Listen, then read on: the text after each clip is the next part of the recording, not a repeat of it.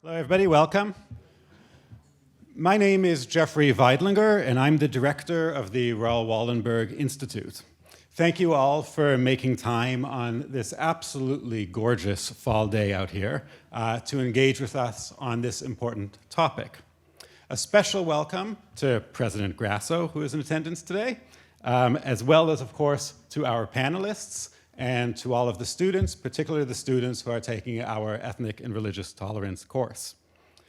I also want to take this opportunity to thank the staff of the Wallenberg Institute, Eleanor Camp, Miriam Mora, and Joe Johnson, who I believe is outside.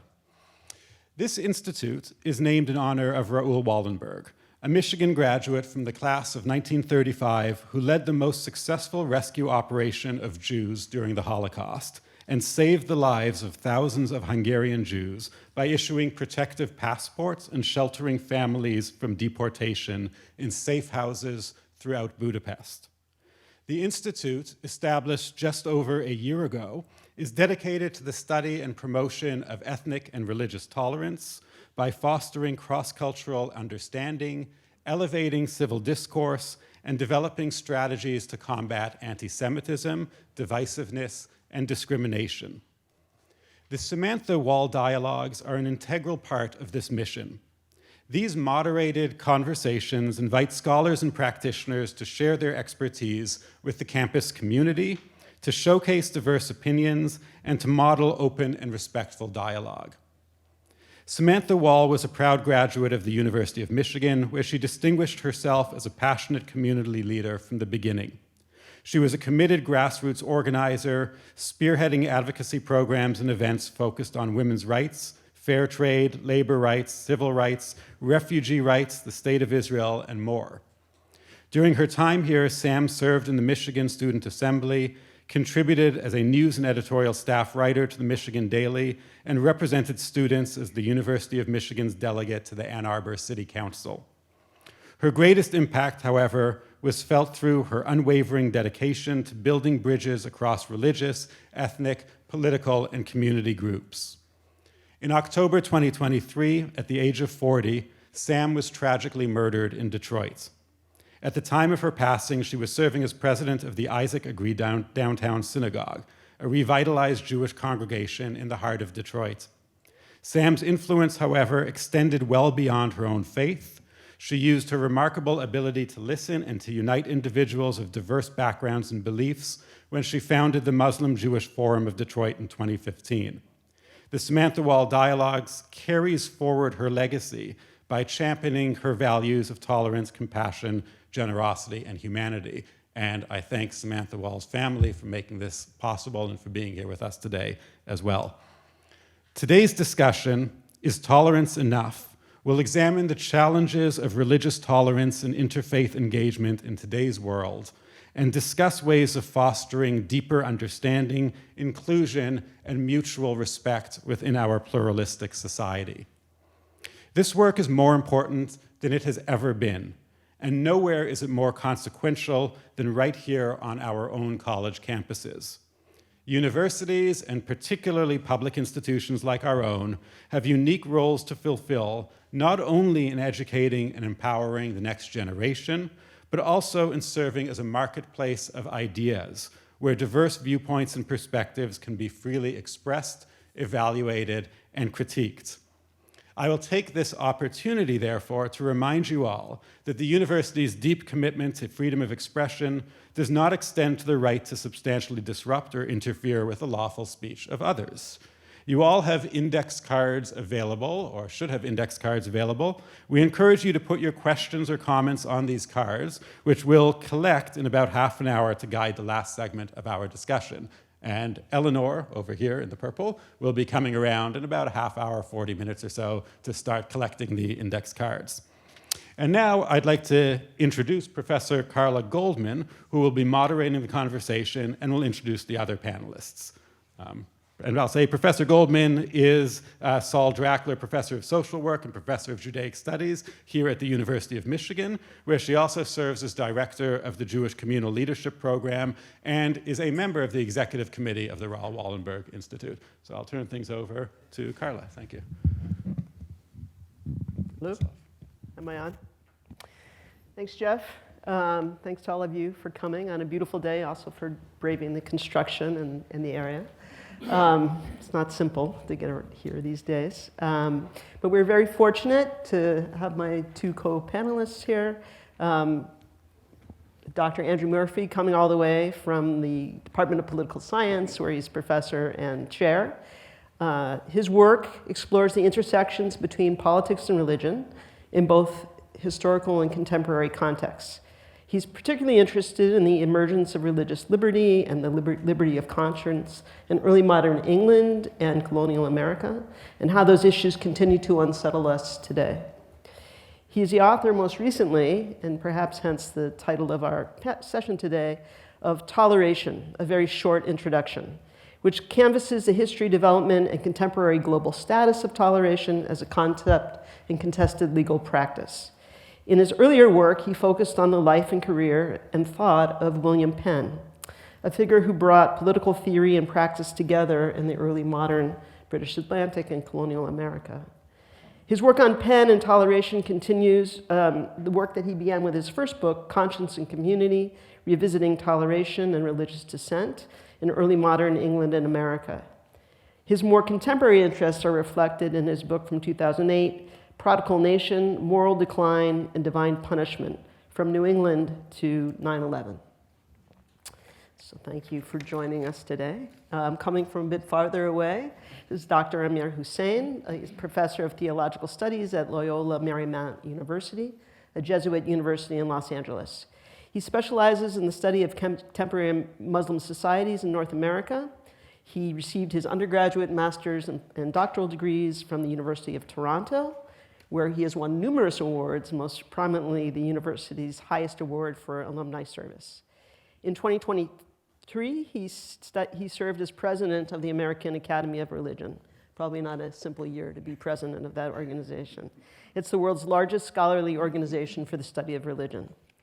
Dr. Hussain has been an advisor for the television series A Story of God with Morgan Freeman, has appeared on a number of TV shows. This shows his Los Angeles roots now, including Ancient Aliens, History's Greatest Mysteries with Lawrence Fishburne, Holy Marvels with Dennis Quaid, and The Unexplained with William Shatner.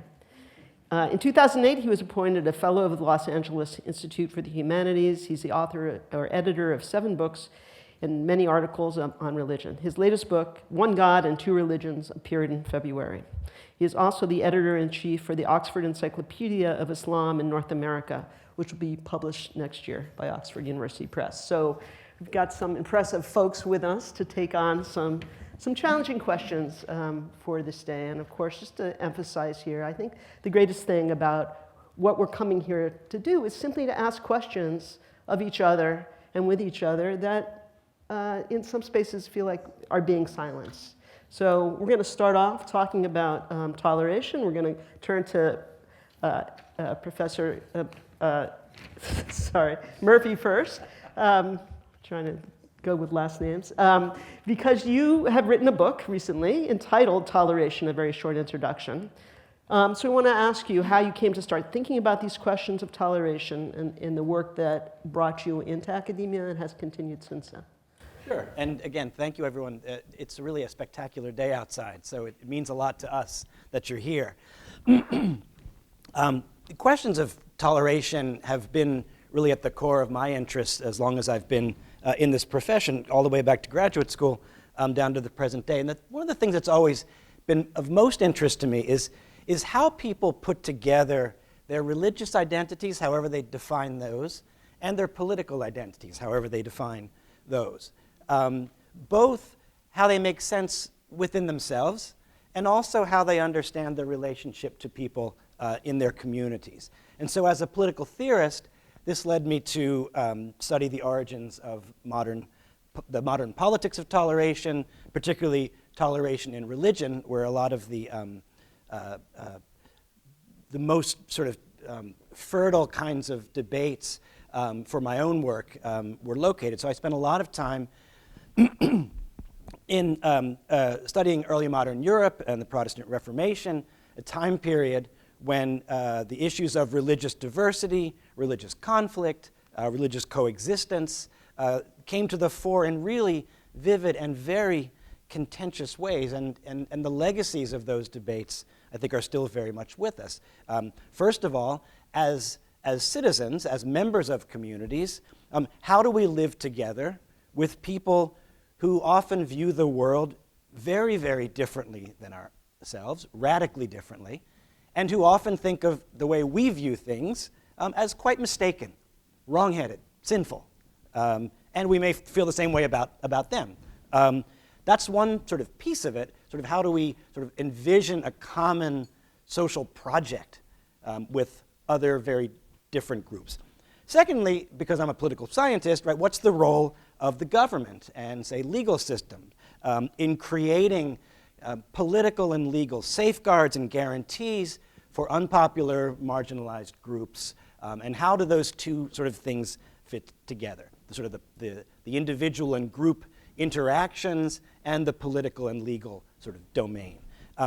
One of the things that really surprised me while I was doing this historical research was how intolerant groups, in other words, those who viewed their sort of rival religious parties as wrong or sinful or mistaken, how often these groups that we, I think, rightly consider to be deeply intolerant were actually often integral to the movement for religious freedom as it first emerged. I mean, we often assume, this might be something we can open up today as we talk, we often assume, or we want to assume maybe, that tolerant people, non-judgmental, open-minded, skeptical, however you want to define that term, we often, I think, want to assume that tolerant people produce tolerant politics. And sometimes they do, but the actual history is much more complicated. And I always find complicated stories more powerful and interesting than simple ones. So the historical record then is filled with groups that were deeply convinced of their own rightness, of the rightness of their religion, the rightness of their worldview, and fundamentally convinced of the falseness of many of the people around them, who yet came to understand themselves as having a common interest in guaranteeing protections for a broad range of citizens. They often came to these commitments from within their own religious traditions. That's a very interesting story, that often the narrative that we hear is, well, religious people are dangerous because they don't want to give rights to other people and so on. It's much more interesting and much more complicated. So these are deeply religious groups, often who from within their own religious communities and their own sacred texts and their own histories come to understand that toleration as a governmental project and as sort of a goal for society is the appropriate way to address questions of religious difference. There's also much more prosaic. There's also a whole history of economic arguments for why we shouldn't persecute people. Persecution's bad for the economy. And again, this gets us into lots of other questions. If you're a colonial power trying to convince people that they want to go settle somewhere else, the idea that you're going to get persecuted there is not good for business. There's a whole range of different views. But this observation, I think, that the historical record doesn't neatly break down into intolerant people and tolerant people, bad people and good people, really did provide me with a whole range of different questions that have occupied me for most of my career. So maybe one thing to sort of wrap up this brief answer is that I think it sort of continues to be a question that we have to wrestle with. What makes for a society that is committed to the peaceful coexistence of the variety of groups located within it? What sorts of individual characteristics ought we be attempting to foster? What sorts of government policies ought we be attempting to preserve? And so on. So maybe I'll just sort of wrap it there. Let me just follow up for a moment on that. And you don't hope, could be a long answer, but maybe you can give us a short answer. I mean, because these issues that you're talking about as an American Jewish historian, like all those issues are very important for the places where Jews were able to build community here. So I wonder if you could just say, you worked very hard on William Penn, how he stands out in this sort of configuration, right? I've sort of said, is Pennsylvania sort of the model for America? Or now I promise I won't. You must have an elevator pitch on William Penn. Get 30 seconds. What really fascinated me about Penn is that he's a Quaker, and he's in England, where he is a member of a persecuted religious group, deeply, deeply, violently persecuted. Unlike most Quakers, and unlike most, and while he's sort of has social standing, so he's able to publish and be an activist and so on. He's got all kinds of theoretical arguments for why we ought not to persecute each other. What makes him different is that he then gets this opportunity to actually create a society. And he suddenly realizes, over the course of trying to do this, that it's much easier to theorize about religious liberty and liberty of conscience than it is to actually make it happen. It's much more difficult. So the sort of the story of this individual, who in some ways kind of embodies both the kind of high ideals and also the really difficult challenges of getting people to actually live up to those ideals. So I'll stop there because it's... Read his book. Very good.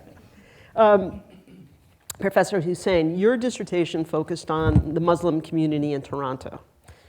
Was the term toleration or the idea of toleration helpful in that work? And I wonder, in terms of just sort of what was happening in terms of creating the kind of society where these different Muslims as well as others were existing together. Were there other framing concepts that arose for you in describing the place of this minority population in a multicultural society? Thanks for that. So before I say a couple of things, just some words of thanks. So thanks, Professor Grasso, President Grasso, for being here. Thanks to Professor Weidlinger for inviting me here, to Eleanor for all the arrangements, to Professor Goldman, Professor Murphy for being on this panel here, and thanks to all of you for being here. I grew up in Toronto, and so many of you celebrated the High Holy Days last week. I think I learned a good Yontif before I learned Lashana Tova, so it's more the Yiddish rather than the Hebrew there, so a good Yontif or Lashana Tova for those, and then preparation for Yom Kippur, may have an easy fast there. And so when I moved to Toronto, I was born in Pakistan, came to Toronto in 1970. In 1970, Toronto was a provincial British city. Like, it wasn't 85% white, it was 85% American. 85% British, sorry.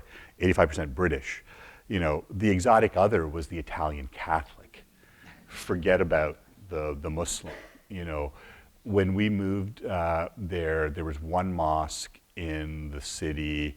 There was one place near the mosque that sold halal food, and that was it. You know, when I left in 1997, there were probably 35 mosques in the city. I don't know how many there are now. The Canadian Census asked the question of religion. So in 1970, there were 30,000, 35,000 Muslims in the country. Now there's over 1 million Muslims in the country. And so in the last book that I published that came out in February, there's a section called From Tolerance to Dialogue. And you want to say that, yeah, sure, tolerance is great at some level, although if you think about it, you know, as I understand the word, it talks about how much poison a body can tolerate before it dies. And so, you know, not a great bar there. But when you're the minority, you have to know the majority culture. And that was where I slipped up with the American bit, because, you know, as a Canadian Muslim in Toronto, you had to know about the dominant culture, which was Christianity. I'm of an age where we said the Lord's Prayer in school, where we had Christmas pageants, where we sang carols. Like, it's hysterical now, where for different reasons. My wife's a Methodist, and so like when we go to the Catholic church on campus, and it's the Christmas service, and I'm sort of singing, and it's like, why does the Muslim guy know like the third verse to Away in a Manger, and why is he singing? You know, like, because I learned that. I mean, that was the sort of culture. And I make the analogy of America. You know, Canada has to, and this is long before the current administration, Canada has to know about America, you know, because you're the world superpower. You know, most Americans don't know as much about Canada as most Canadians know about America. There's a great bit from a Canadian comedian, Rick Mercer, years ago called Rick Mercer Talks to Americans. And he's at Princeton, and I remind you, at Princeton. And he has a petition on Club Day of stopping the polar bear hunt in Toronto. and their kids, they're like, oh, are they still hunting polar bears in Toronto? Yes, and well, you should sign the. So it's that kind of level that you have to know the majority. You have to have this really interesting sort of dance because you're the minority. I'm not comparing that experience, but it's that same sense of, the Jewish community as a minority community. The difference, of course, is that the populations are completely orders of magnitude different in terms of the number of Jews in the world, the number of Muslims in the world. But I think that gives you a sense of how is it that you exist in a minority setting and you have to sort of accommodate. The majority doesn't have to accommodate. It's nice that they do, but they don't have to. So in your study, Right. you're seeing sort of the Muslim community sort of having to respond, to assimilate, Yeah. to tolerate, versus sort of the dominant community society not really even registering. No, and all or- sorts of things that come up in really interesting ways. And so my dissertation looked at Muslim communities in Toronto. How did they form? What was going on? What were the things? And the spine of that was what had just happened a couple of years earlier with the reaction to Salman Rushdie's novel Satanic Verses, and the sort of worldwide Muslim reaction as juxtaposed with the Canadian sort of Muslim reaction. I was talking about this earlier with Professor Weidlinger, that Canada has hate speech laws. You cannot say things that incite hatred against an identifiable group of people. That's just not allowed under Canadian law. And so, Canadian Muslims had said, well, this is hateful. The Canadian government, I don't know who it was to this day, who read the book like in 48 hours and no, it actually isn't. And they were right, it wasn't. And you look at the protest, and the protest was a really interesting one because it was about sensibilities, and this sort of offends our sensibilities. And that sort of got misinterpreted of Muslims saying, oh, we just want to ban this book and kill it. Like, no one was saying kill the author. No one was saying, in fact, they were saying, don't burn the book. Don't talk about it. That's not what we do here. But there are issues there. And you look back, and it's a funny thing being old, looking back on that going, oh, that was almost this quaint time, when that was the issue there. And part of it is, how do communities sort of assert their voices, what they do? Like, full disclosure, I loved that novel because it was the first time I heard people that looked like me talk like my mother. Like, for my family, it was like, this is obscene. He uses 4-letter words. How can a work of literature have obscene? I'm like, okay, there's a long history there of that. But I think what he was trying to, not defending Rushdie at all, but I think what he was trying to do in that novel was, what's it like to be brown and Muslim in England in the 80s? Because there wasn't a lot of stuff about that. Fast forward now. Did I think in 1980 Sadiq Khan would be Prime Minister of London, or actually Mayor of London? No. And yet you have those kinds of changes, which creates tensions for some folks, so I've heard. Right. But also, going back to Andy's reflections, of just the hard work of figuring out what it means. All these societies are figuring out on the fly how to deal with difference. Right. With the voices of those also who are representing difference. And by the way, we could do a Christmas Carol sing-off. I'd be happy to do that. Third verse. But I think, but similarly, it reflects something about our whatever kind of pluralist societies we have, that as minority religions, we ended up knowing a lot more Christmas carols. Yeah. It's one of those things of, if you're the dominant culture, you sort of forget the power that you have as the dominant culture. I was talking about this with one of the professors here, Mustafa, that I had a colleague, not going to name it, in our philosophy department, who came to me years ago with the calendar for our law school. We have a very fine law school at Loyola University. And Loyola Marymount, that's Loyola Law School. She comes up and says, look at this. Like, it's the calendar for the law school. It doesn't list any of the Christian holidays. It lists the Jewish holidays. It lists the Muslim holidays. It doesn't list the Christian holidays. I'm like, you're right. It doesn't. But we're closed on Sundays. Most of us, Easter's different because Easter's so changed, but most of us sort of know when Christmas is. And by the way, we're closed for Christmas. We're closed for Holy Week, as a Catholic place. Just to say, this is the day of Yom Kippur, this day of Eid. We're not closed, we're just letting people know. But for her, this was, this terrible kind of thing that we were neglecting the Catholic heritage. Well, which just goes to say that we're doing this work all the time, right? So this year I've been involved in how do we do religious holidays at the University of Michigan, where there has been no policy. And yet that kind of experience, and even sort of what the list of holidays would be. So some of us were making the point, well, we don't want students saying that they have to go home for Hanukkah. Right. So why would we put Hanukkah on the list, right? But then people are looking for representation. Well, that's my holiday, why isn't it on there? And this really speaks to sort of it hadn't been done here, right? Even though for decades or 100 years it has been an issue. And then to figure out what that policy is, it's not as simple. And also we need to accommodate many different types of groups, right? So the needs related to Jewish holidays are different related to Muslim holidays. Or here's an interesting example of it. So we have a current list. If you go look at the list of religious holidays for the University of Michigan, there's a list and there are these asterisks, right? So for the Jewish holidays, there's 1 asterisk. For the Muslim holidays, there are 2. And for the Baha'i faith, there are 3 asterisks, all of which say these holidays start in the evening, right? I'm like, why can't we have 1 asterisk? Right? Because they're all starting in the evening, a little differently defined, but it's sort of an interesting representation of the ways in which we try and deal with the multiplicity of identities. Well, so this goes to sort of the next question we want to get at, and Amir, if you'd like to start this one, that would be fine. Which was, and you've already addressed it, but sort of having sort of worked on these issues in sort of related to sort of the British Atlantic and related to what was happening in Toronto, how the ways in which in your earlier work you thought about conceptions of tolerance and of pluralism and what those represented. And as a way to think about ultimately what it means to live in a multi-ethnic, multiracial, multi-faith society. Are there other frames now that we should be thinking about as we think about how to live together at a time that is, as you said, Salman Rushdie, those were like peaceful days.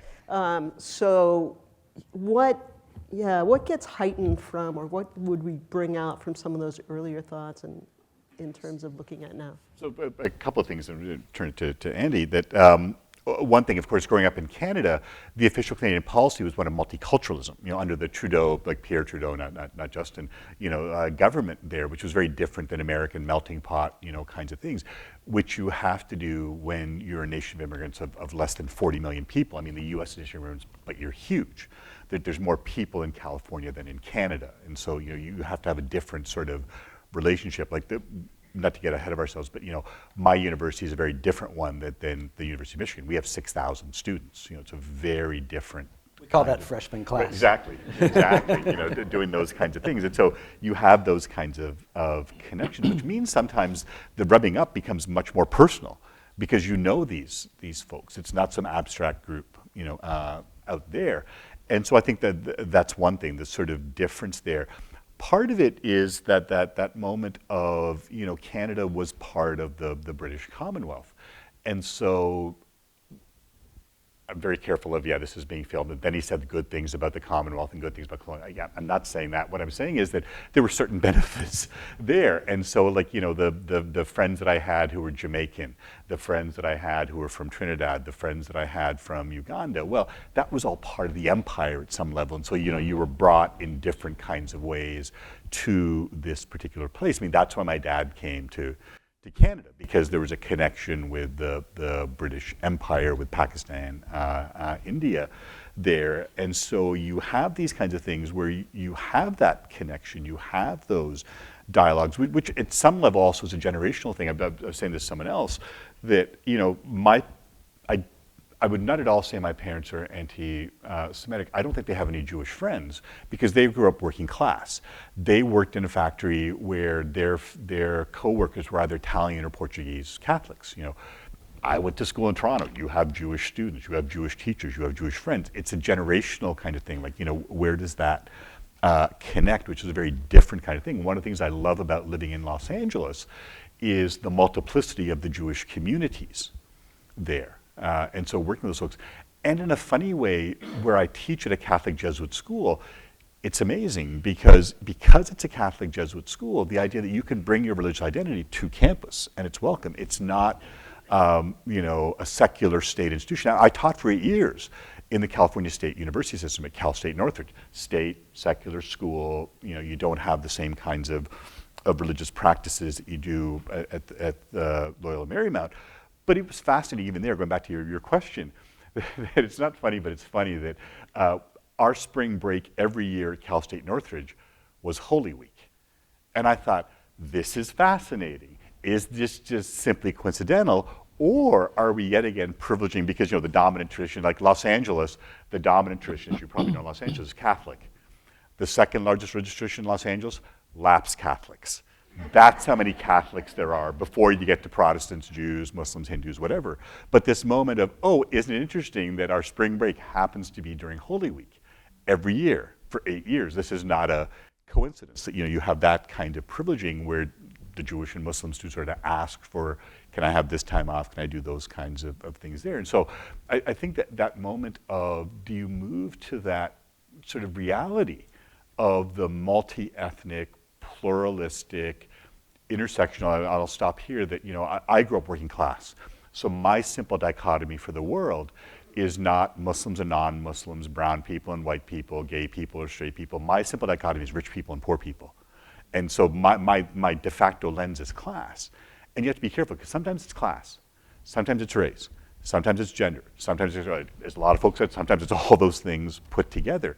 And how do you negotiate that world? And I think, I'm not trying to sort of give more valence to my own experiences, but I think if you're in the minority, you have to accommodate.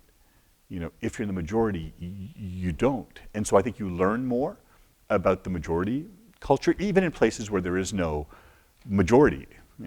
Could you say one more word about that? Having studied the Muslim community in Toronto, and then moving as an immigrant to the United States, like your experience of the sense of how does multiculturalism here feel different, or whatever we call it, how does pluralism feel different? It's really interesting, because if you look at Canada sort of comes into a country in 1867, first census in 1871 has Muslims.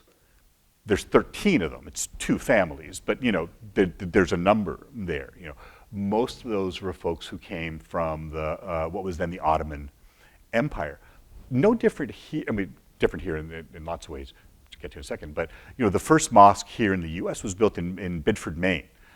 Because there was a guy who was a textile owner who brought in Albanians, because apparently Albanians were great at working in the textile industry. And we don't think of Albania as a Muslim majority country, except that Albania is a Muslim majority country. And so in Canada, it was folks from the sort of former Ottoman Empire. The first Muslim community in Toronto was founded by folks that would now be like from Syria or Lebanon, depending on where the border was. Then my people, South Asians, came in like in the 60s, around the same time that you had changes to immigration in 65. We had the same kinds of changes in Canada, and so you brought in folks there. And even there you saw it's sort of fascinating, you see the smile on my face, about the sort of Pakistanis coming in and being much more strict. And so all these kinds of like the dances, the dabkis, the kind of, wait, men and women are sitting together, how are men and women sitting together? Like, this really interesting kind of moment of what do you do? America, completely different, because of course the Muslim community in America goes back to the slave trade. We're coming up in a couple of years on the 500th anniversary of one of the slaves of the Spanish conquistadors, Estevanico, who comes to Florida in what is now 1528. What is now Florida in 1528. So 500 years ago, you have a Muslim as a slave of the Spaniards coming to the Americas. And so I was a kid when Alex Haley's Roots came on TV with Kunta Kinte being played by LeVar Burton, in that moment of, wait, Kunta Kinte was a Muslim? There were Muslim slaves? Well, of course there were. If we brought slaves from West Africa, and people in West Africa have been Muslim since the 9th century, of course you have some percentage of slaves who were Muslim. And so that's a history that you don't have in the US. What you have is that second wave. After slaves, it was again the same thing, people from the Ottoman Empire, people coming to the Midwest, people coming here. Henry Ford brought in folks from people Egypt. There, people coming to Ross, North Dakota, as farmers. You come in and you do this kind of thing there. And so in that sense, those histories sort of emerge, but just the numbers here. So in the US, about a third of American Muslims are people like me, South Asians, India, Pakistan, Bangladesh. A third are Middle Eastern, and you know in this town, Middle Eastern could mean Iranian, could mean Arab, could mean Kurdish, all those kinds of ethnicities. At least a quarter, perhaps a little more, are African American. And so those questions of identity, if you're an African American, you've been here for 400 years, it's very different than if you're first or second generation immigrant, even though you come up with those kinds of issues, those tensions. So the diversity of the minority communities themselves add to that question of like difference in all of our communities. Yeah, and I would add on to that. When you talked about the different frames or the way in which tolerance remains helpful, I mean, I said earlier before the event that tolerance gets a bad rap, I think, and you went to this good point about the way that the word itself evokes this kind of endurance of something that's potentially toxic and so on. And I think observers often point this out, that tolerance and toleration are sort of half-hearted, they're grudging, they're partial, they don't sort of, people are tolerated but they're not embraced, and other frameworks like, for example, dialogue, multiculturalism and so on, would not have this kind of hint of negative judgment or a privileged group deigning to it. And so all that's true, but I also think that there is something valuable in the tradition, which is that it begins from a presumption that there is going to be disagreement at best, often hatred may be too strong of a term, but enmity in some ways between individuals and between groups. And I would like that not be the case, and yet I don't think it's going to go away anytime soon. And so I think there's something useful in at least thinking about what this kind of metaphor might do for us. So, for example, toleration is a minimal standard. It's not full equality in many cases. It's not what we might hope for, but I always like to think of it sort of compared to what? And so compared to a robust dialogue that we might have sitting around in earnest conversation, where we sort of get out of our own particular perspectives in some way and sort of get to see the world through the other person's eyes, that is, of course, an ideal. And if we're comparing a sort of a tolerance framework to that, then it does indeed look maybe subpar and not terribly inspiring. If, on the other hand, we're comparing it to the sort of histories of violence, intercommunal violence that we've seen, the stripping away of legal protections around the world, or in this country as we speak, if that's our comparator, then maybe the tolerance metaphor or framework isn't such a bad thing after all. So not to simply say it depends, but I think there's a way in which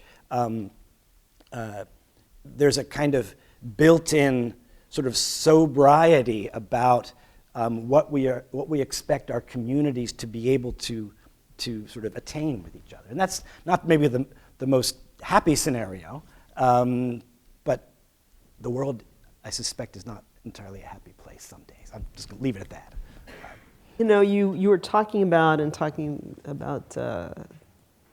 colonial America and Penn and English thought at that time, how sometimes the intolerant people, are ones that could forward religious freedom, right? And one of the ideas there is that if people wanted, like Penn, if he wanted to have his own kind of practices, he was not a majority, and so had to allow others to coexist if he wanted to create a colony, a viable society there. And I'm wondering, and we see that reflected in the US Constitution, the idea that if you want to have your own kind of belief, you have to allow others to have it. That's a kind of toleration, right? Do we see that because then, I was sort of, as you were talking about Pennsylvania, like compared to, say, Massachusetts, my home state, they were known for total intolerance, and they kept it, and they wanted to dominate, and they did, because they dominated population in other ways. So, like, where are we in this, in terms of, this thing that Amir was pointing out about, you have to adjust to the majority for the minority. So do we have avatars of... Well, where are we now? Yeah, My yeah. goodness. Now Yeah. Well, in terms of these Right. terms that you've been thinking about historically. Well, I think that for many of us, we like to think that we were at a certain point where certain types of legal protections, political markers of inclusion, examples of intergroup and interfaith engagement, we like to think that these things were kind of, I don't want to say settled, but we didn't have to make a strong case for the mere existence of a group to be acknowledged, to be spoken, and to be protected. And yet, whether we're talking about religious groups, sexual groups, ethnic groups, we are in the world that we're in. And so I think there's a comforting story that a lot of people have that, well, there's this history of religious freedom, and it kind of starts back whenever, and people fight over things, and then things get settled, and then we get a constitution with an amendment, and then we're sort of gradually including other groups, and it's a very self-congratulatory story that we often tell about ourselves, American non-minority groups. And so I think and the thing about stories that are half true is that they're not completely false, but they're perhaps even more dangerous by virtue of the fact that they're half true. And maybe if you sort of looked at history a certain way, you could kind of make it look a little more than half true for us. I don't think that's where we are right now.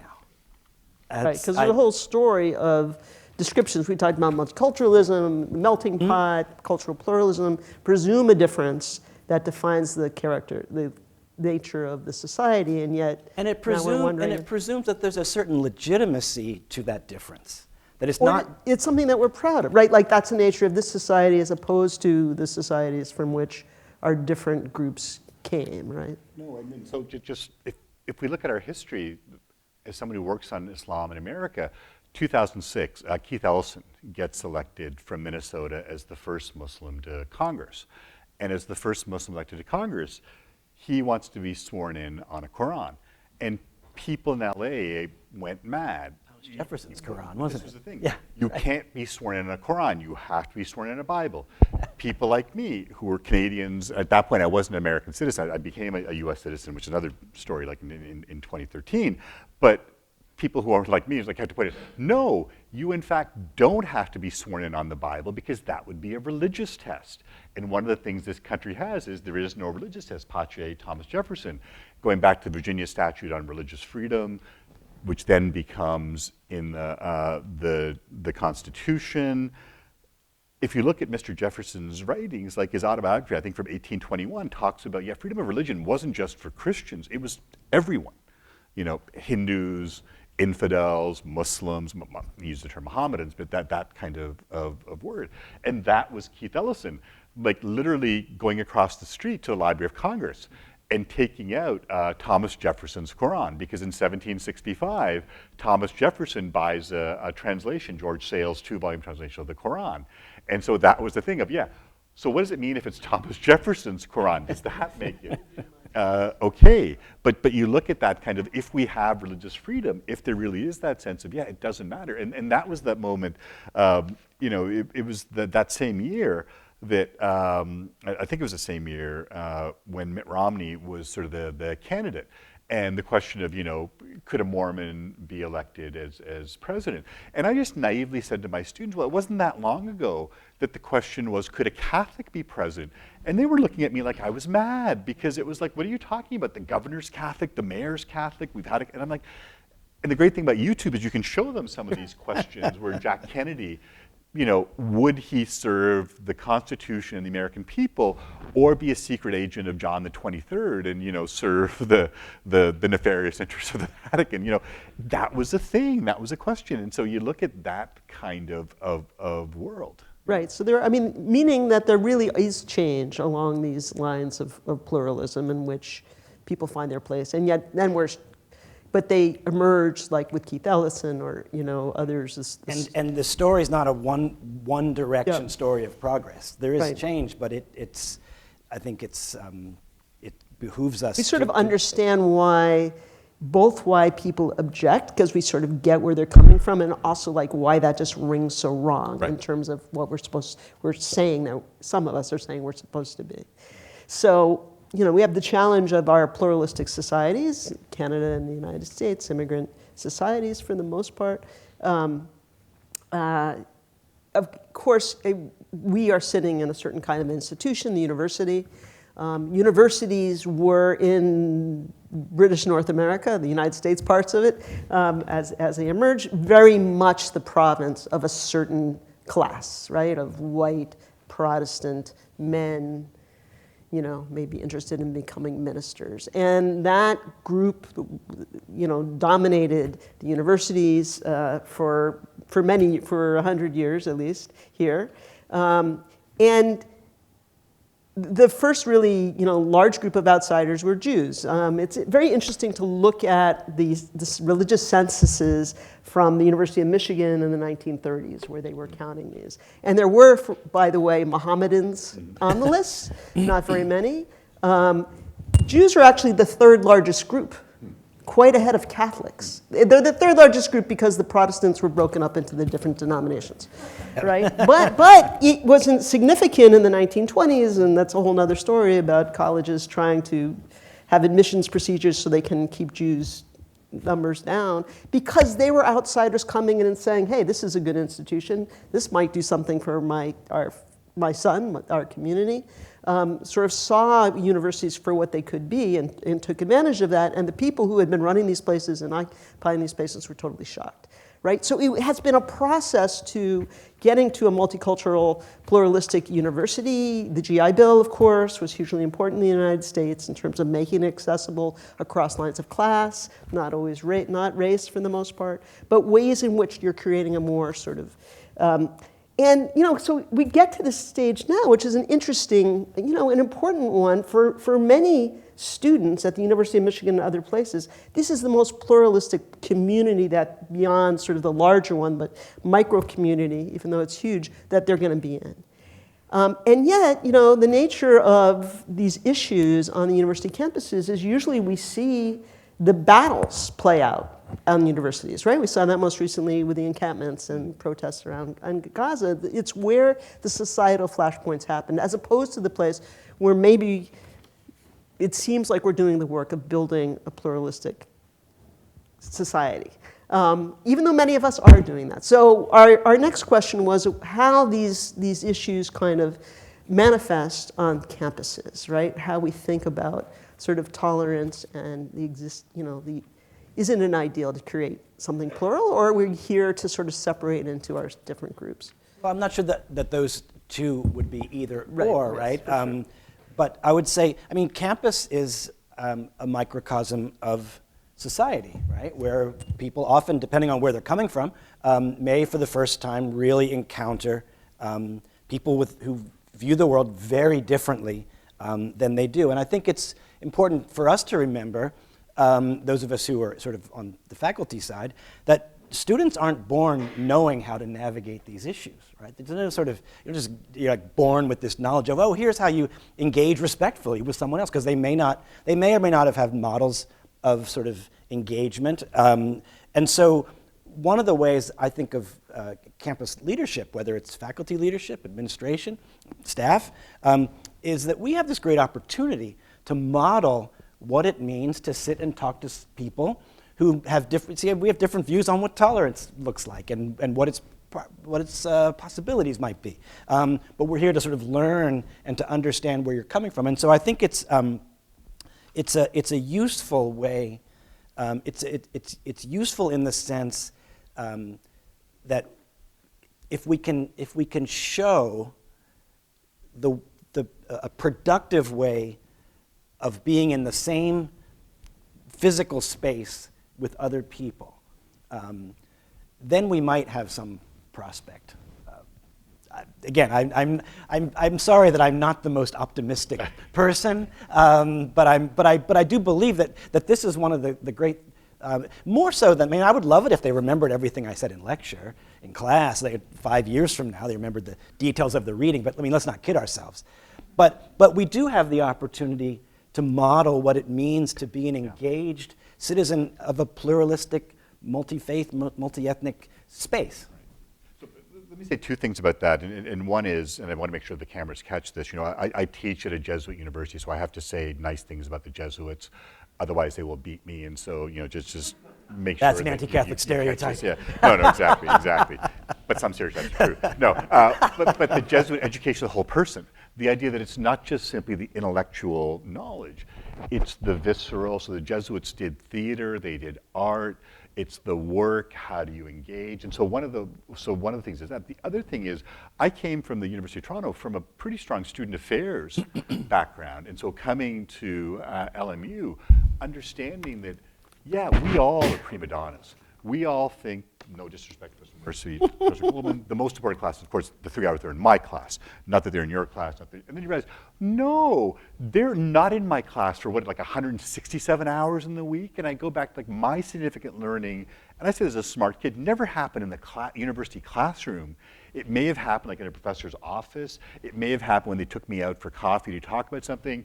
It may have happened in the dorm room at 2 a.m. talking about this particular kind of thing. And so this idea of how do we work, and I'm really proud and privileged to be at LMU, where student affairs and academic affairs really do some really good work together. Again, that Jesuit sense of the whole person, but it's work. It takes that kind of work to put students together, to give them opportunities to do the things, to give them opportunities to fail in ways that is sort of safe spaces in which to fail, and do that kind of work. And we have just as much diversity, whether you're talking about class, race, gender, kids that pay our tuition, which is exorbitant,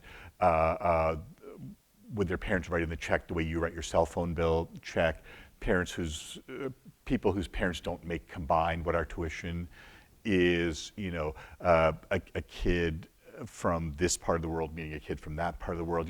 That was the amazing thing for me at the University of Toronto, of realizing, oh yeah, the world's a bigger place than the town that you grew up in, and having that experience at this. And so in that sense, University of Michigan, University of Toronto are very similar, these large public state universities where people come from all over the world, and you encounter that kind of difference. But you can't just throw them together and say, okay, let's let it work out, or let's let it work out. You have to work at it. You have to give them the tools to do those kinds of things. I think you need to do it in ways that are faithful to the institution that you're in. So I've talked about the different types of institutions. I mean, I was a public school graduate through graduate school. My first job out of graduate school was at Villanova, a Catholic university, then spent 5 years at Valparaiso, a Lutheran university, and then 12 years at Rutgers, and now here. So each one of those different places had a different sort of character. The institution has a different, and so there are certain things that are appropriate to do and other things that are not. There are certain ways, things that one could expect to be sort of on the agenda at the Catholic and the Lutheran university, which it simply wouldn't be appropriate to be on the agenda in the same way at this place. And so helping students navigate that sort of, and helping all of us navigate that sort of, those sorts of challenges, I think is part of this whole task. Yeah, I mean, you said that interesting thing about because it's a Jesuit university, people are sort of encouraged to sort of embrace their different identities and I assume engage with each other around them. We don't have that much of a structure here, and when people are expressing certain identities that rub up against other people's identities, at least from my perspective, we're at a loss at what to do.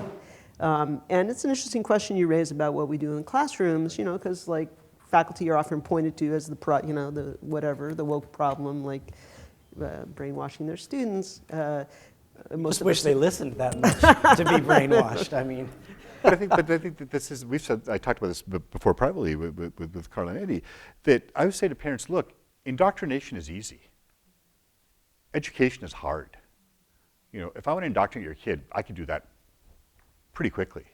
That's the hard work of education. At the university setting, we were talking about this with someone else, that, high school, you go to the library to find a book that proves your point. University, you have to read the book that disproves your point. You have to look. You could write a paper for me saying Islam is the greatest religion in the world and everyone should become a Muslim. You could write a paper saying Islam is not a religion, it's a cult, and everyone should, you should get rid of it. I don't really care. That's one thing. And the students are sort of impressed by that. Like, wait, I don't get an A if I agree with you. I don't get an F if I disagree. No, you're grown people. But if you think Islam is great, have you read a book that says it isn't?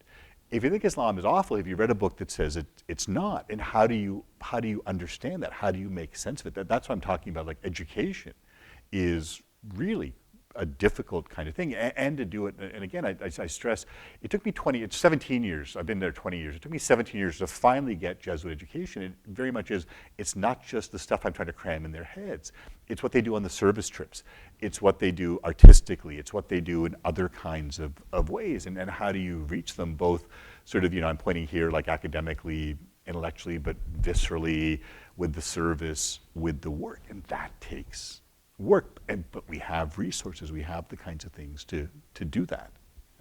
Just want to note, I received some questions. You saw people collecting them, so if there's still time, if you want to, if you got cards and want to give those in. So we're going to turn to that in a few moments. We had talked about talking about how, and you have already done this somewhat, how sort of these ideas have manifested in the work that you've done yourselves on campus.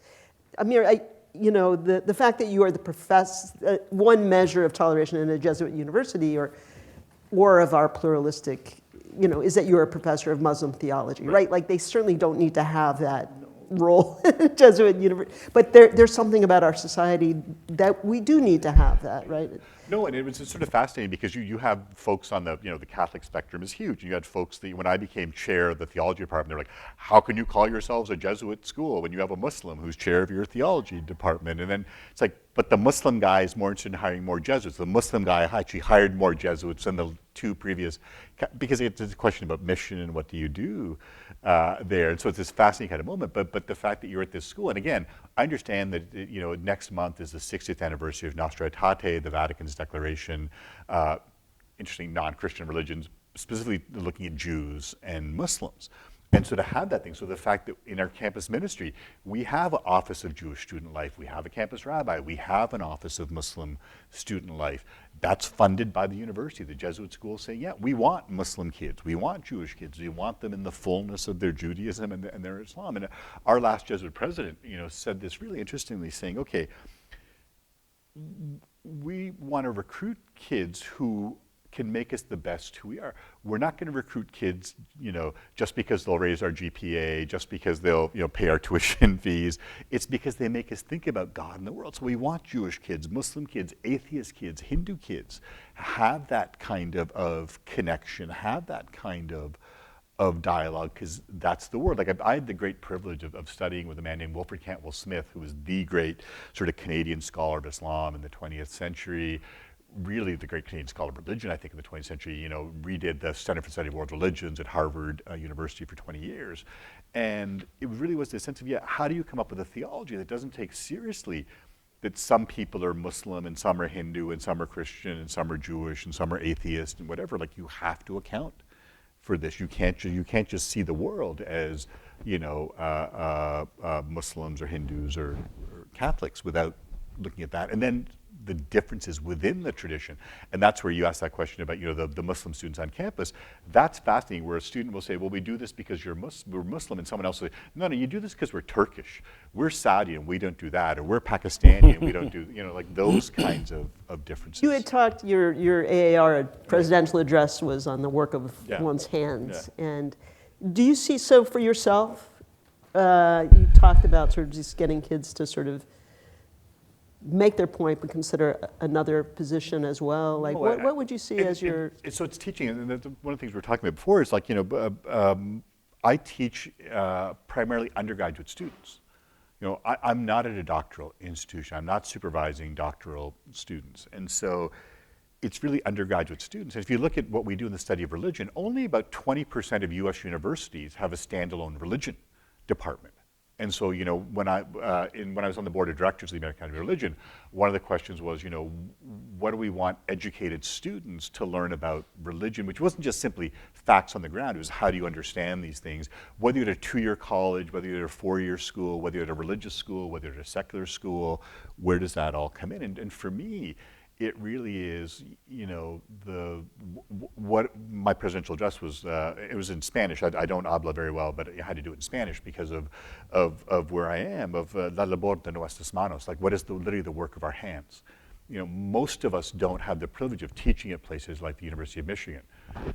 R1, doctoral programs, most of us teach undergraduates. And so it's working in that kind of world. It's shaping those kids. I'll say one story and I'll stop here. I taught for 8 years in the Cal State system, and I loved being in the Cal State system because that was me. I mean, growing up in Toronto, but working class kid, going to university, where that made a difference in your family's life. I mentioned to President Grasso that, my sister's an engineer. I'm a professor. Both my parents worked in factories. That's that transformative kind of thing. We brought in a new chancellor who very publicly, we have 23 campuses of the Cal State system, said, it's funny what you remember from 20 years ago, that he saw the value of the California State University system, and I quote, as creating educated workers for the California workforce. And I thought, I thought I was trying to create educated citizens for the world, not workers for California. Is there a place that does this? It was the Jesuit school, and it was like, the Jesuits, I know the Jesuits from The Exorcist and Georgetown basketball, which is actually the same because The Exorcist was filmed at Georgetown, but it was like that kind of thing. Like, why would I want to go to a Catholic Jesuit school? I'm a Muslim. 20 years later, I can't imagine a better place to be than this Catholic Jesuit school to do this kind, precisely to work with undergraduate students, to help them in the careers. None of them are going to be theologians. Some of them might be professors, but I hope they do something better with their lives. A joke. But that kind of work, I think that's what's so important to me. And you can see the passion, you can see the excitement there of what's important. Yeah.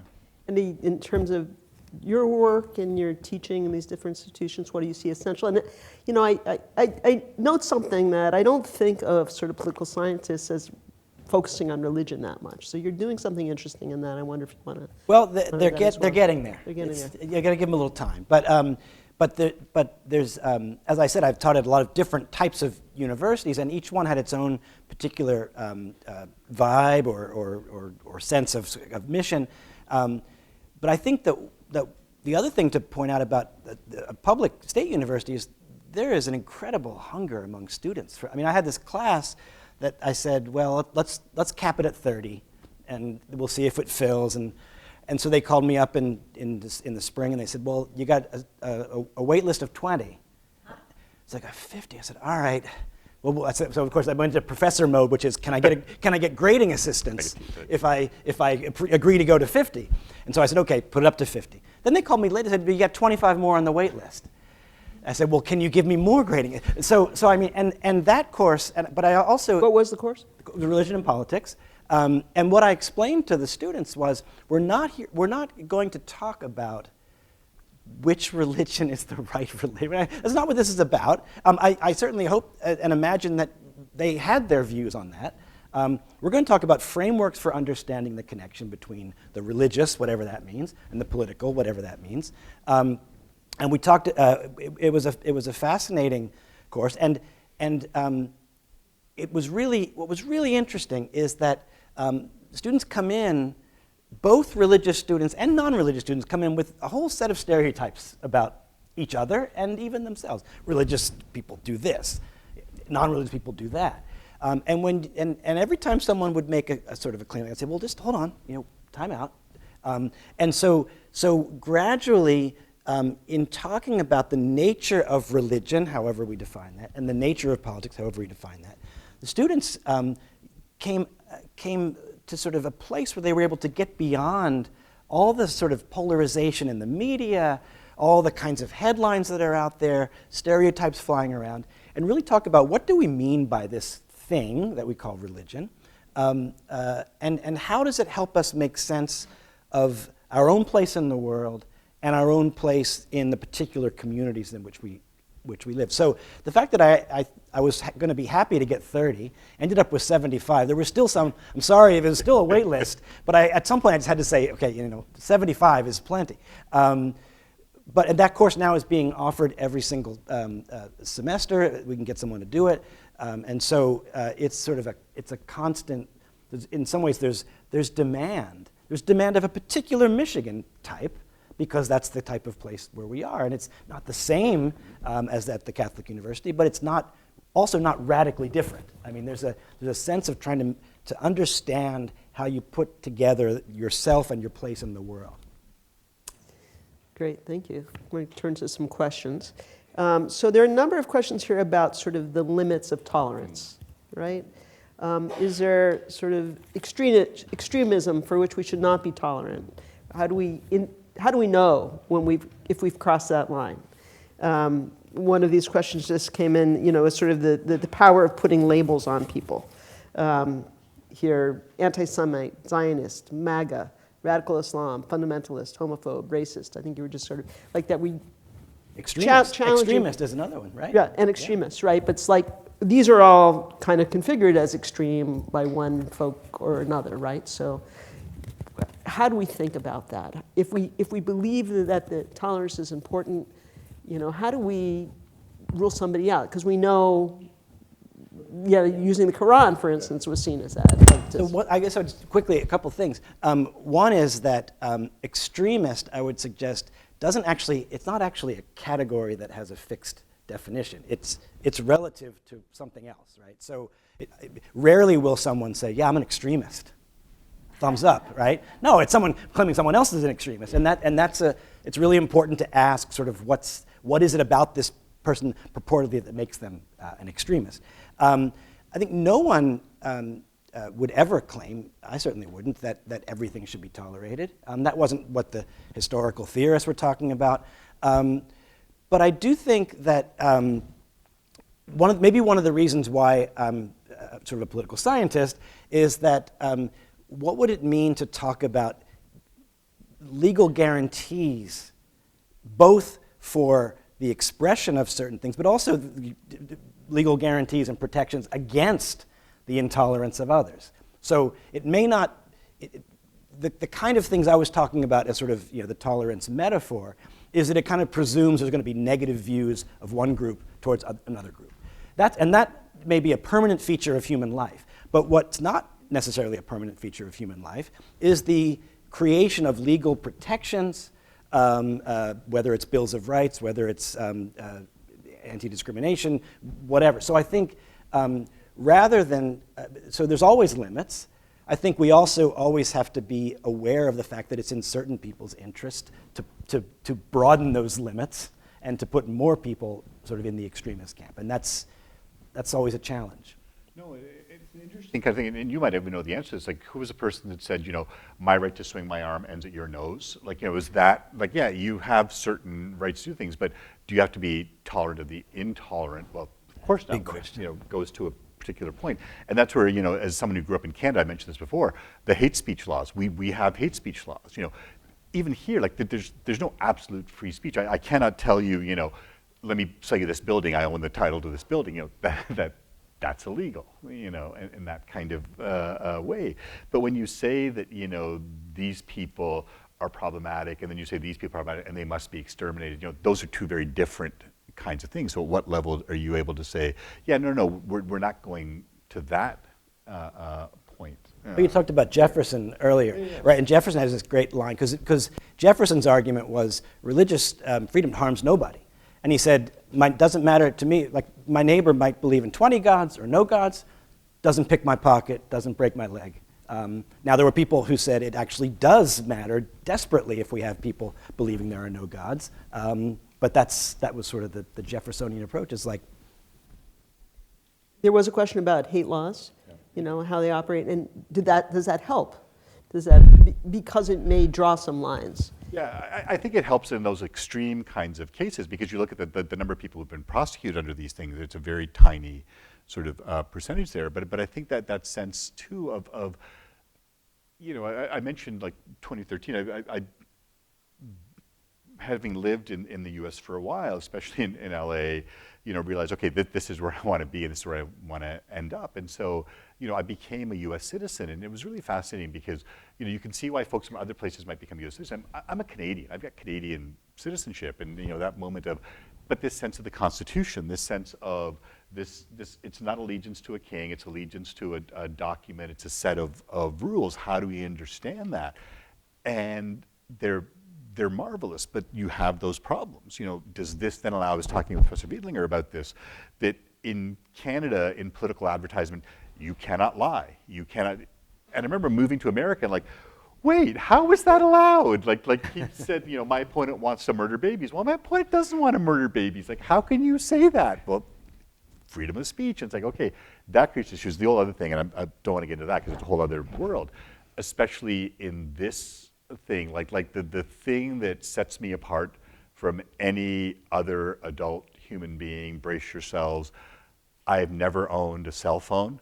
And so this world of social media and the algorithm and the kinds of what this feeds into, like I think I'm actually happy and well adjusted because I don't care what someone live tweeted about me because I didn't see it, and like that, but that world where the antagonism sort of fits, and you see that across cultures, even before social media. I remember years ago I was working on a article on perceptions of Muslims on television, what's the portrayal of Muslims in film and television. One of our Jesuit priests, Tom Rausch, pops his head in my office and says, "Oh, Amir, what are you working on?"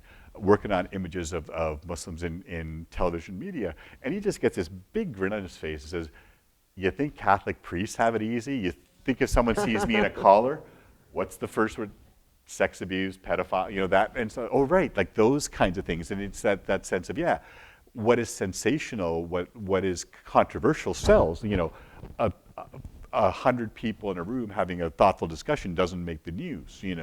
Someone with a knife makes the news, and it's that sense of what do you do, and that's irrespective of the social media part, but the fact that gets fed in and sent to you and shown to you, is horrific, and students don't get it. Like I was in Provo 2 weeks ago for a thing at BYU, and didn't realize till I was there, because I'd never been to Provo before, that Utah Valley University is literally 3 miles from Provo. People were talking about watching the assassination, live on TV in the same way that people asked me about the George Floyd murder. I'm like, yeah, I can't watch. I've never seen that because you can't. I live in LA. I've seen lots of murders on TV. I love the John Wick films, not just because Keanu's a fellow Canadian, but you have that. It's great to see the violence because it's not real. The minute, this is a man being murdered. You can't unsee that. And the fact that can get disseminated, and there's millions of people that have seen those videos, both of Charlie Kirk getting shot and George Floyd being choked to death. And, like, how do you live in a world where you can see these kinds of things and not have that affect you? Sorry, I didn't mean to end on that note. Yeah. We'll go on, but yeah. There was a comment about how we've talked about some of the impact of the state on the ways in which religions get and people are religious and get organized and are given a voice or not given a voice. The question was, what does religion have to teach about tolerance, right? Not how does the state facilitate or not facilitate it, or the universities. What can we all learn from religion about, or from particular religions, about what it means to be tolerant? Can we? Well, I mean, this is one of the things that was really interesting when I was doing some of the historical work, is that some of the most vigorous arguments for religious freedom come from deeply Christian thinkers, and what they do is they make a couple of moves. They go to the Bible, obviously, and they find parables. Say, for example, the parable of the wheat and the tares, where the idea is there's going to be weeds growing up, but you don't pluck them out. You let God pluck them out. Let God be the one to decide, as opposed to a human, the state. So there's that. They look at sort of the example of early Christianity, which was itself a very small, scattered, marginalized population, and what was the nature of that community, and does that give some sort of set of aspirations? So I think that just speaking from the groups that I know best, there's there are, like you said, Catholics are a spectrum. Any religion is a spectrum, right? There are varieties of it that are, I think, quite fruitful in terms of what they might have to teach, and there are varieties that are, frankly, not particularly helpful. But it may not be because of the religion per se. Because what a religion even is we don't want to get into this large question, but a religion is a sort of a historical phenomenon that includes sacred texts, traditional practices, exercises of power and authority by some over others. And so often you'll get these kinds of anti-Muslim or other types of rhetoric where they'll start throwing Quranic verses. Oh, look at this one. This says, or someone else will go, well, look, in the Bible it says this, as if that somehow stands in for Christianity or Islam. When in fact these are highly fluid, differently shaped historical traditions that stretch over thousands of years. No, two stories. I was talking to Professor Mustafa about this, that, one of the great scholars of Islamic law at California, and actually in America, is Khalid Abou al-Fadl, who has a book called On the Boundaries of Theological Tolerance in Islam. And he looks at the Islamic situation, but he always starts his classes with a picture of him with his own personal library. And his own personal library is like 50,000 books on Islamic law. And he does it not to show off, to say, hey, I've got 50,000 books. It's like, what do you think it means that I own 50,000 books on Islamic law? How many books do you think there are on Islamic law? Like just exactly that diversity. The other person, and I say this, in full humility, I am a scholar of Islam in America. The scholar of Islam in America used to actually be here at Michigan. Don't mean to bring up a sore point, but it was Sherman Jackson, who was here at the University of Michigan, who left because I think SC football brought in more money. They were able to give him, it's one of those, went to USC, moved out there, and, Sherman has been really great at helping me understand and think through, here's the Islamic legal tradition that is incredibly diverse, and in some ways, which it strikes many people as odd, like to say that this is a tolerant kind of thing, but you have different schools of law operating in different kinds of ways. Like you look at some of the foundational texts about Islamic law, literally some of the foundational ones of like, oh, this is what we do here in my city in Kufa, but I know that in Medina they do something else. So am I universalized in particular? I know that even in the beginnings there are these different practices. What is allowed, and the fact that it's a range of things. So it's not just, here's what is forbidden and here's what is halal, what is acceptable, haram, what is forbidden. It's here's what is required, obligatory. You have to do this and there's a punishment if you don't. Here's what is recommended. You don't have to do it. Here's what is neutral. Here's what is discouraged. There's no punishment if you do it, but it's not recommended. And then here's what is prohibited. If you do it, there's a punishment. And so there's a wide range of things there. And you look at the diversity. I think that's the thing, and I'll stop here, that when I teach a world religions class, I would say, look, the interesting question to me isn't how are Jews different from Hindus, it's how are Jews different from each other.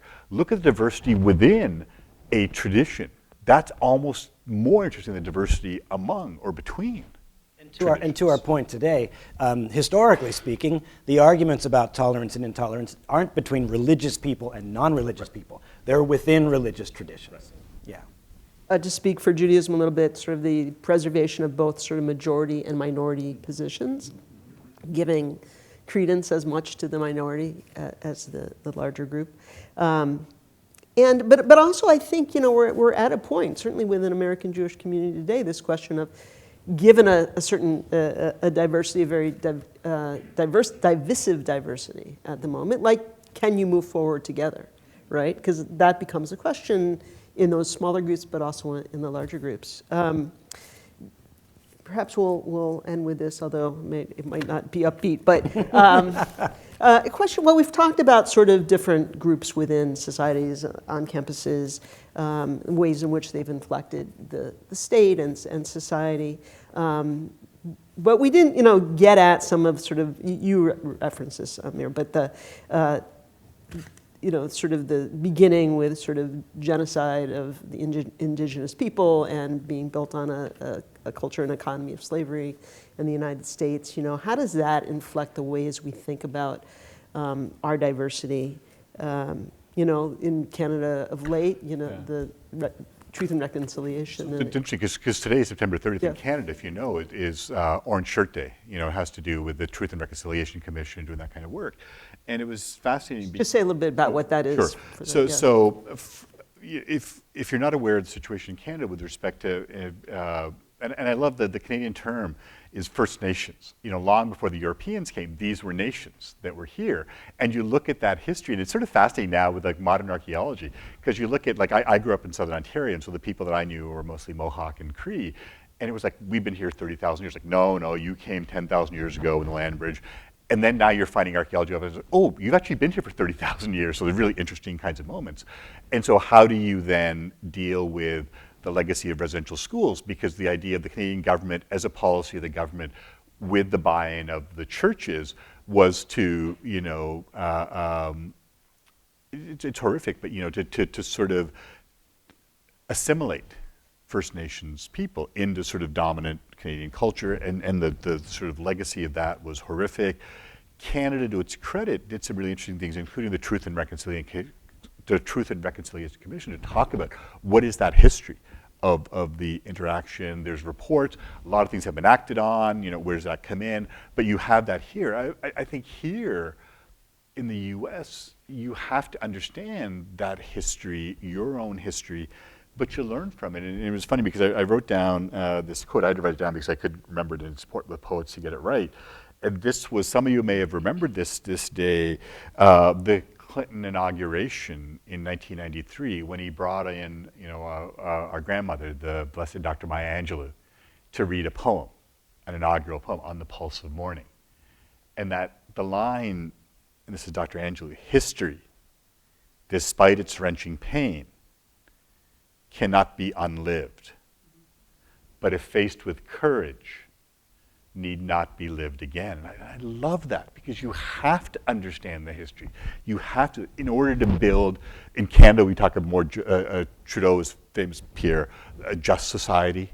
How do you build that just society? How do you build that great, using the American, the city on the hill? How do you create that thing? Well, it takes work. You have to recognize the times where we haven't lived up to it and done awful things in the name of religion, ethnicity, country, nationality, whatever. You know, I'll just say hand in hand with the westward expansion and the genocide that you're talking about was also the extinction of distinctive worldviews and civil, and so the residential school version here is an attempt to exterminate, not simply push people off the land, but to exterminate a way of life. And one of the things that made that possible, in addition to just sort of land hunger and greed, was an inability to identify particular practices and relationships with land and with place that were in a way a kind of religious, spiritual way in which these communities understood their relations with each other and with the land. And so that gets back to this question of what's sort of outside the scope. Well, if you're talking in religious freedom language, and you look at something and you don't see it as a religion, but simply as barbarism and superstition, primitivism, whatever, then you're going to be doomed to continue in all the sorts of unpleasant things we're talking about. Again, that's not really the most uplifting way to end, but I think maybe we can send out the Maya Angelou quote, because I think that is actually really for this moment, you know, a very central, you know, that's the thought that we need now. And certainly, you know, I think we can say for universities, you know, how we respond to this moment, right, cannot be about not hearing the voices of others, right? Whether they align with our own points of view or not, you know, because how are we going to, in a cathedral of learning in some ways, right?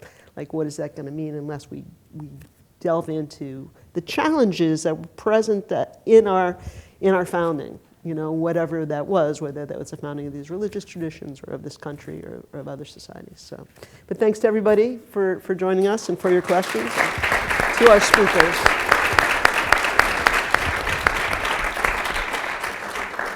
Hi, Jonathan. thank everybody again for coming, and thank you to the panelists. Thank you to Andy and Amir. I also want to remind everybody that our next event, do I have a slide for it? Oops. Yes, our next event will be on October 21st, Should Hate Speech Be Regulated on Social Media? And we will have Roy Austin, who is the former general counsel for civil affairs at Meta, who will be here, as well as Paul Resnick, who's actually right over here. Our very own Paul Resnick in digital studies will be here. So hope you all come back for October 21st. And again, thank you, everybody, and thanks to the panelists.